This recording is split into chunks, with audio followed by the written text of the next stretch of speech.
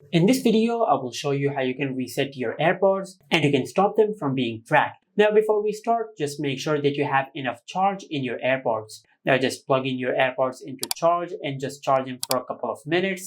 And once you have enough charge in your AirPods, then just open the lid of your AirPod. Then just double tap 3 times on the LED of your AirPods case. As you can see, this is once, twice, and this is the third time. After you double tap 3 times, an orange LED will appear on your iPhone's case. Now this means that you have done a reset on your AirPod. And from here you can close the lid. Now just wait for a couple of seconds, then open the lid and you can pair your AirPod with your iPhone. Now if you have an AirPod Pro or if you have any AirPod which have a button at the back, now to reset that type of AirPods, just press and hold the button at the back of your AirPod until the orange LED appears at the front of your AirPod. Also make sure that the lid is open while you're doing that. And this is how you can reset your AirPods and you can stop them from being tracked. Make sure to like, comment and subscribe. Thank you for watching.